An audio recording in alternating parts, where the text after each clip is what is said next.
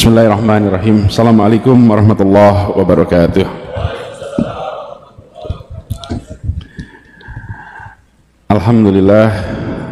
Alhamdulillahilladzi arsala rasulahu bil huda wa dinil haq liyudhhirahu ala dini kullihi wa kafa billahi syahidah.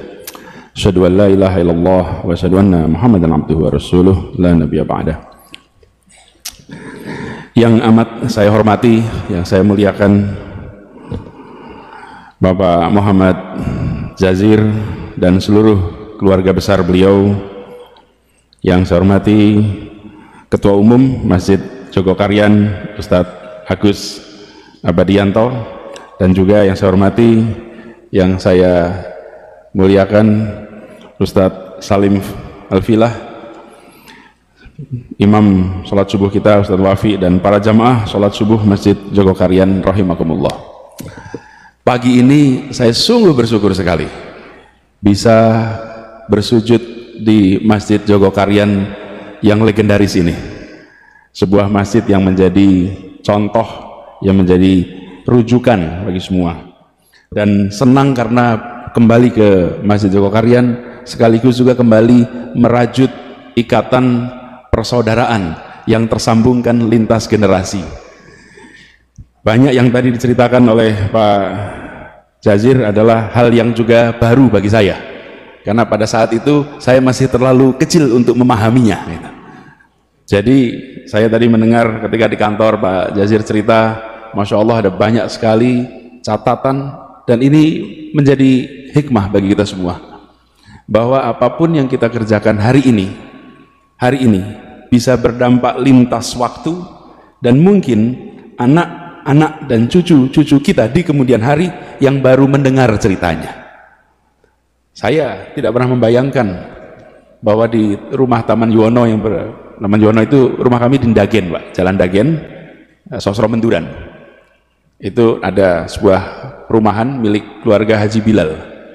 Jadi keluarga Haji Bilal itu, Bapak Ibu sekalian, pas kemerdekaan dulu ibu kota pindahnya dari Jakarta ke Jogja. Semua pejuang-pejuang itu pindah ke Jogja, tidak ada yang punya rumah, termasuk kakek kami nggak punya rumah. Haji Bilal menyiapkan rumah lebih dari 40 rumah, 20 di Taman Juwono, terus 20 lagi di belakangnya Malioboro Mall gitu, dan ada beberapa tempat lainnya.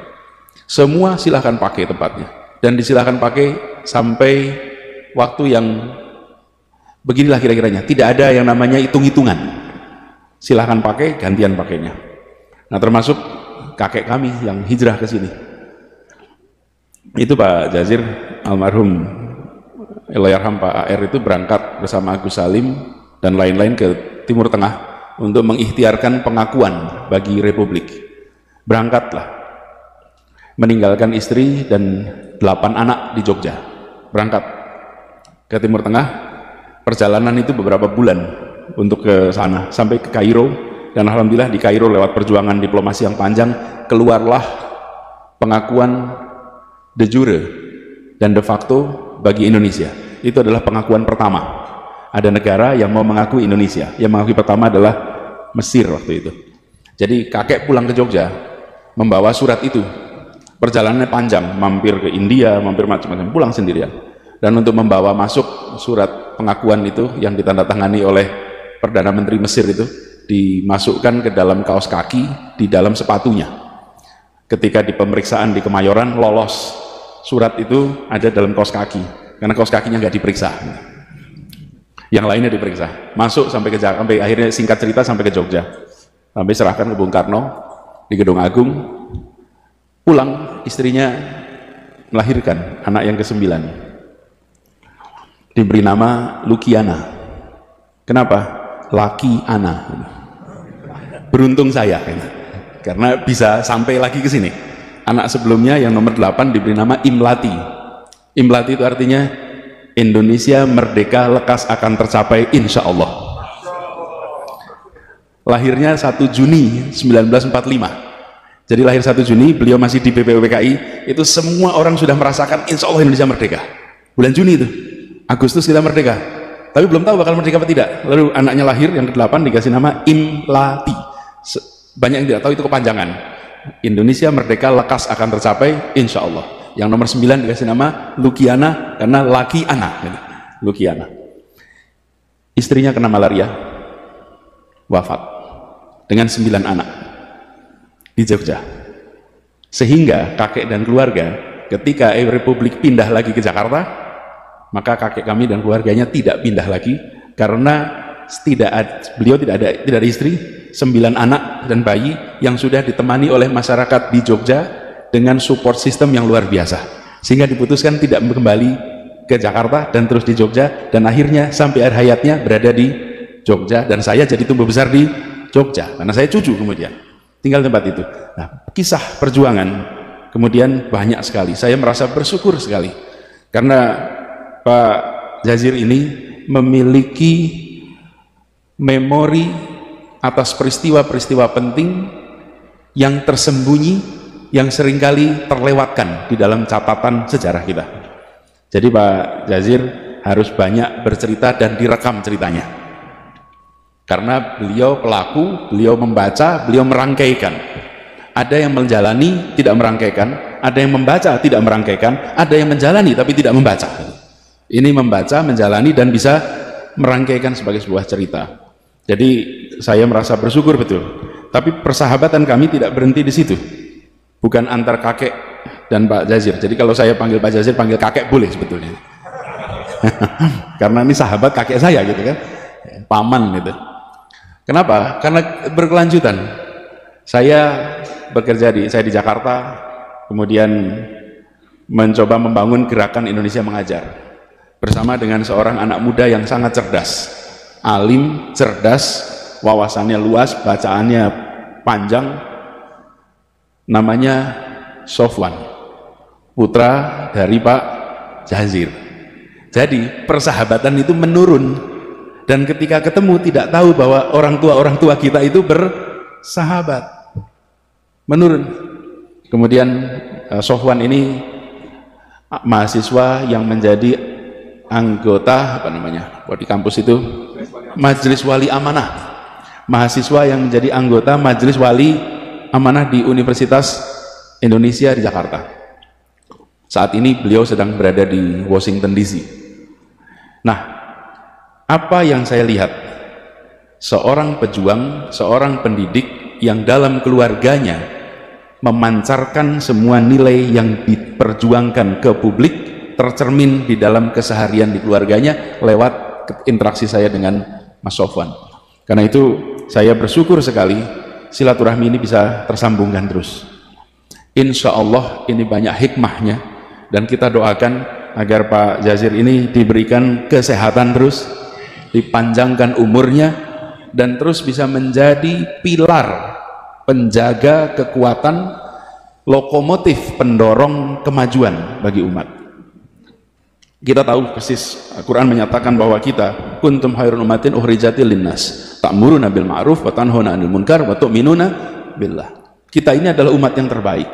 Tapi umat yang terbaik ini adalah bukan status. Umat yang terbaik itu adalah yang harus diperjuangkan.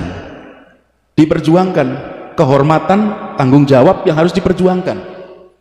Dan saya menyaksikan, rasa-rasa umat Islam di Indonesia menyaksikan Masjid Joko Karyan ini menjadi contoh bagaimana ketika diberikan amanah menjadi yang terbaik, itu diwujudkan di dalam manajemen keseharian. Yang terbaiknya itu bukan status, yang terbaiknya itu bukan statement, yang terbaiknya itu adalah keseharian, kebiasaan, yang kalau dalam bahasa rumitnya itu namanya budaya. Budaya itu adalah kebiasaan. Masjid Joko Karyan memiliki itu, dan ini tempat masjid-masjid dari seluruh Indonesia belajar. Saya merasa sangat bersyukur subuh ini bisa bersujud di tempat ini bersama dengan para jamaah semuanya. Insya Allah apa yang dikerjakan di Masjid Joko Karyan ini terus jadi inspirasi bagi semua, termasuk bagi kami yang di Jakarta. Di Jakarta tantangannya tidak sedikit, tapi alhamdulillah Allah selalu bukakan pintu-pintu penyelesaian yang tak terduga. Saya masih bertugas di Jakarta sampai bulan Oktober, karena tanda-tandanya tidak ada perpanjangan. Tidak ada perpanjangan. Jika tidak ada perpanjangan ya Oktober lah, besok selesai gitu. Jadi 6 bulan lagi selesai. Makanya kami menuntaskan semua janji satu-satu, insya Allah diselesaikan. dan kita berharap, kami didoakan agar semua yang kita kerjakan di Jakarta ini bisa menjadi manfaat bagi seluruh warga di Indonesia. Dan tadi pesan dari Pak Jazir insya Allah saya pegang, karena beliau meneruskan pesan, dan pesan yang sama kami terima Pak Jazir terkait dengan jumlah tahun kuliah. Jadi kalau ditanya SKS-nya ambil berapa, alhamdulillah ambil 24 SKS per semester, 24 per semester, 18 di dalam kelas, 6 di luar kelas. Jadi yang 18 itu yang tercatat di kantor akademik, yang 6 SKS itu tidak tercatat. Konsekuensinya lulusnya lebih lama. Tapi kita ini termasuk yang menjalankan prinsip kuliah itu bukan soal cepat atau lambat, tapi miskin atau kaya pengalaman. Tapi juga jangan terlalu lama, karena jadi semata-mata abadi. Itu ada istilah masuk abadi ya. Cepat, bukan cepat atau lambat, tapi kaya dengan pengalaman. Bapak Ibu sekalian yang saya hormati, izinkan juga dalam kesempatan ini kami menyampaikan terima kasih, apresiasi pada Ustadz Salim Al-Filah, yang saya berkali-kali berharap bisa kedatangan beliau untuk bicara di tempat kami. Akhirnya malah kesempatannya mendengarkan langsung di sini gitu. Karena beliau jadwalnya padat, kami ingin sekali nanti suatu saat bisa bersama-sama, karena bukunya Ustadz Salim ini tentang Diponegoro itu sebuah inspirasi yang luar biasa. Kalau kita lihat, Diponegoro ini adalah salah satu pejuang yang kalau boleh kita runtut, Indonesia merdeka itu mungkin awalnya adalah Pangeran Diponegoro, secara singkatnya begitu. Karena Pangeran Diponegoro melakukan perlawanan, gerakan, karena sebelumnya belum ada perlawanan seperti gerakan Pangeran Diponegoro. Belanda mengalami kebobolan pembiayaan yang luar biasa, ongkos menghadapi perang itu luar biasa. Perangnya hanya 5 tahun, bahkan ada yang bilang itu 5 menit Pak, 1825 sampai 1830 5 menit perangnya 5 tahun, tapi ongkosnya buat Belanda luar biasa. Akibat itu muncul tanam paksa, akibat tanam paksa muncul politik etis, akibat politik etis muncul orang-orang Indonesia yang terdidik. Orang-orang Indonesia terdidik ini kemudian meraih kemerdekaan. Jadi kalau diruat tuntutannya, Ibnu Khaldun, seorang sejarawan, itu yang pertama kali mengajarkan kepada kita pendekatan namanya path dependence, jejaring ketergantungan dalam sebuah perjalanan sejarah. Peristiwa satu melibatkan peristiwa berikutnya, peristiwa berikutnya, peristiwa berikutnya. Jadi kalau diruntut, kenapa Soekarno dan kawan-kawan terdidik? Karena politik etis. Kenapa ada politik etis? Karena ada tanam paksa. Kenapa ada tanam paksa? Karena negara Belanda bangkrut akibat perang Diponegoro. Jadi perang Diponegoro menjadi awalan yang luar biasa. Dan cerita ini menurut saya penting. Jadi Ustadz Salim, kita di Indonesia ini punya banyak foto, tapi di rumah saya hanya satu lukisan yang saya pasang, lukisan Pangeran Diponegoro. Karena beliau yang dari Jogja ini menjadi penggerak inspirasi yang kita merasakan dampaknya sampai sekarang. Mudah-mudahan makin banyak yang nanti membaca, memahami, dan insya Allah bisa meneruskan perjuangan lintas waktu sampai dengan sekarang ini. Saya akhiri persambutan ini dengan sekali lagi mengucapkan terima kasih atas kehangatan sambutan, atas silaturahmi. Insya Allah ini bukan silaturahmi yang terakhir. Insya Allah kita diberikan umur panjang, bisa jumpa kembali di waktu yang akan datang, dan insya Allah puasa kita diterima, ibadah kita di bulan suci Ramadan ini dilipat gandakan pahalanya, dan kita berhasil meraih derajat mutakin. Billahi taufiq wa hidayah. Assalamualaikum warahmatullahi wabarakatuh.